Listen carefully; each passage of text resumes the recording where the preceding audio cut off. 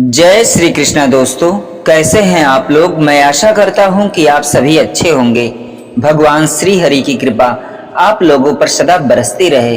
दोस्तों, 84 लाख योनियों का रहस्य हिंदू धर्म के कई ग्रंथों और शास्त्रों में वर्णित है।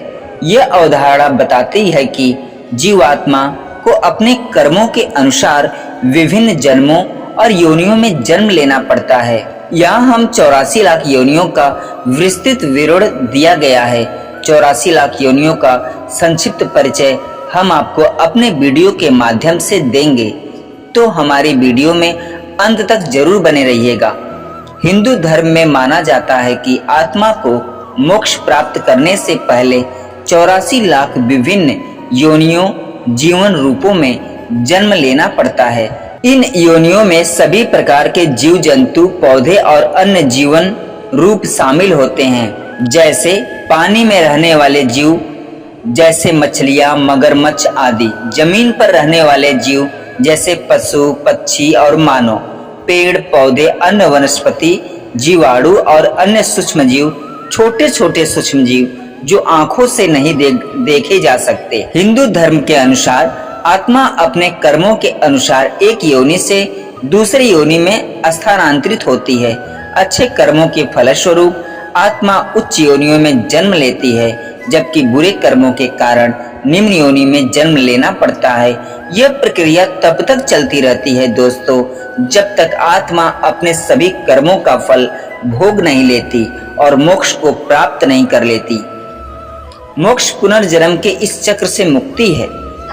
यह आत्मा की परम स्थिति है, जहां उसे जन्म मृत्यु के चक्र से मुक्त कर दिया जाता है और वह परमात्मा में हमेशा हमेशा के लिए विलीन हो जाती है। मोक्ष प्राप्त करने के लिए धार्मिक ग्रंथों में ज्ञान, भक्ति और कर्म योग का पालन करने का उपदेश दिया गया है। भागवत गीता में भगवान कृष्ण ने अर्जुन को आत्मा की अमरता और पुनर्जन्म के सिद्धांत के बारे में समझाया है। पुराणों में भी विभिन्न पुराणों में 84 लाख योनियों के बारे में वर्णन किया गया है और आत्मा के इस यात्रा के महत्व को समझाया गया है। 84 लाख योनियों का रहस्य हमें यह सिखाता है कि जीवन के प्रत्येक रूप में आत्मा विद्यमान है और इसे अपने कर्मों के अनुसार विभिन्न जीवन रूपों में जन्म लेना पड़ता है। यह विचार हमें कर्मों के महत्व को मोक्ष की प्राप्ति के लिए सही मार्ग पर चलने की प्रेरणा देता है। हिंदू धर्म में पुराणों में 84 लाख योनियों के बारे में आपने कभी ना कभी अवश्य सुना होगा। हम जिस मनुष्य योनि में जी रहे हैं वो भी उन 84 लाख योनियों में से एक है। अब समस्या ये है कि कई लोग ये नहीं समझ पाते कि वास्तव में इस योनि का अर्थ क्या है। गरुड़ पुराण में योनियों का विस्तार से वर्णन दिया गया है, तो आइए आज इसे समझने का प्रयत्न करते हैं। सबसे पहले ये प्रश्न आता है कि क्या एक जीव के लिए यह संभव है कि वो इतने सारे योनियों में जन्म ले सके? तो उत्तर है हाँ। एक जीव जिसे हम आत्मा भी कहते हैं इन 84 लाख योनियों में भटकती रहती है, अर्थात मृत्यु के पश्चात वो इन्हीं 84 लाख योनियों में से किसी एक में जन्म लेती है। ये तो हम सब जानते हैं कि आत्मा अजर एवं अमर होती है, इसी कारण मृत्यु के पश्चात वो एक दूसरे योनि में दूसरा शरीर धारण करती है। अब प्रश्न ये है कि यहाँ योनि का अर्थ क्या है? अगर आसान भाषा में समझा जाए तो योनि का अर्थ है जाति, नस्ल, जिसे अंग्रेजी में हम स्पीज कहते हैं, अर्थात इस विश्व में जितने भी प्रकार की जातियां हैं उसे ही योनि कहा जाता है। इन जातियों में न केवल मनुष्य और पशु आते हैं, बल्कि पेड़ पौधे, वनस्पतियां, जीवाणु, विषाणु इत्यादि की गणना भी इन्हीं 84 लाख योनियों में की जाती है। आज का विज्ञान बहुत विकसित हो गया है दोस्तों, और दुनिया भर के जीव वैज्ञानिक वर्षों की शोधों के बाद इस निष्कर्ष पर पहुंचते हैं कि इस पृथ्वी पर आज लगभग 87 लाख प्रकार के जीव जंतु एवं वनस्पतियां पाई जाती हैं। इन 87 लाख जातियों में लगभग 2 से 3 लाख जातियां ऐसी हैं जिन्हें आप मुख्य जातियों की उपजातियों के रूप में वर्गीकृत कर सकते हैं। अर्थात अगर केवल मनुष्य मुख्य जातियों की बात की जाए तो वो लगभग 84 लाख है।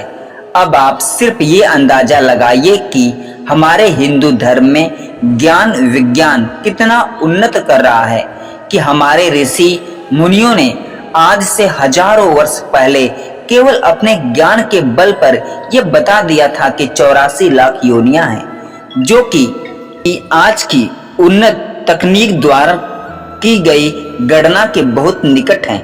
हिंदू धर्म के अनुसार इन 84 लाख योनियों में जन्म लेते रहने को ही जन्म मरण का चक्र कहा गया है।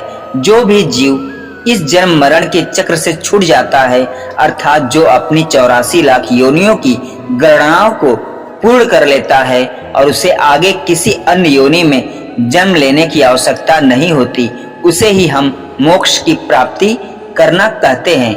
मोक्ष का वास्तविक अर्थ जन्म मरण के चक्र से निकलकर प्रभु में लीन हो जाना, प्रभु के धाम चले जाना। ये भी कहा गया है कि सभी अन्य योनियों में जन्म लेने के पश्चात ही मनुष्य योनि प्राप्त होती है। बड़ी दुर्लभ से ये मनुष्य योनि प्राप्त होती है। मनुष्य योनि से पहले आने वाली योनियों की संख्या 80 लाख बताई गई है। अर्थात हम जिस मनुष्य योनि में जन्मे हैं वो इतनी विरली होती है कि सभी योनियों के कष्टों को भोगने के पश्चात ही ये हमें प्राप्त होती है। और चूंकि मनुष्य योनि वो अंतिम पड़ाव है जहाँ जीव अपने कई जन्मों के पुण्यों के कारण पहुँचता है, मनुष्य योनि की मोक्ष की प्राप्ति का सर्वोत्तम साधन माना गया है। विशेषकर कलयुग में जो भी मनुष्य पाप कर्म से दूर रहकर पुण्य करता है, उसे मोक्ष की प्राप्ति की उतनी ही अधिक संभावना होती है। किसी भी अन्य योनि में मोक्ष की प्राप्ति उतनी सरल नहीं है जितनी कि मनुष्य योनि में है। एक प्रश्न और भी पूछा जाता है कि क्या मोक्ष पाने के लिए मनुष्य योनि तक पहुंचना या उसमें जन्म लेना अनिवार्य है? इसका उत्तर है नहीं।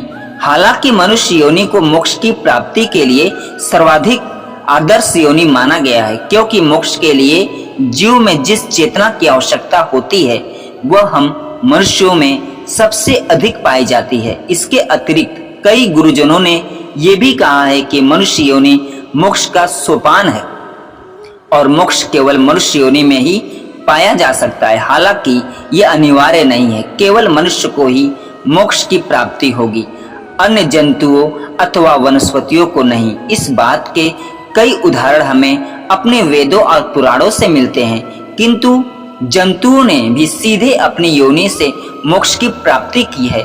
महाभारत में पांडवों के महाप्रयाण के समय एक कुत्ते का जिक्र आया है। उनके साथ ही मोक्ष की प्राप्ति हुई थी, जो वास्तव में धर्मराज थे। 84 लाख योनियों का रहस्य महाभारत में ही अश्वमेध यज्ञ के समय एक नेवले का वर्णन है, जिसे युधिष्ठिर के अश्वमेध यज्ञ से उतना पुण्य नहीं प्राप्त हुआ जितना एक गरीब के आटे से, और बाद में वो भी मोक्ष को प्राप्त हुआ। विष्णु एवं गरुड़ पुराण में एक गज और ग्रह का वर्णन आया है, जिन्हें भगवान विष्णु के कारण मोक्ष की प्राप्ति हुई थी। वो ग्रह पूर्व जन्म में गंधर्व और गज भक्त राजा थे, किंतु कर्म फल के कारण अगले जन्म में पशु योनि में जन्मे।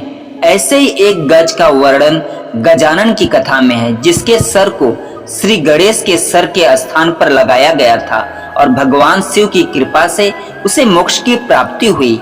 महाभारत की कृष्ण लीला में श्री कृष्ण ने अपनी बाल्यावस्था में खेल खेल में यमल एवं अर्जुन नामक 2 वृक्षों को उखाड़ दिया था। ये यमल अर्जुन वास्तव में पिछले जन्म में यक्ष थे, जिन्हें वृक्ष योनि में जन्म लेने का श्राप मिला था।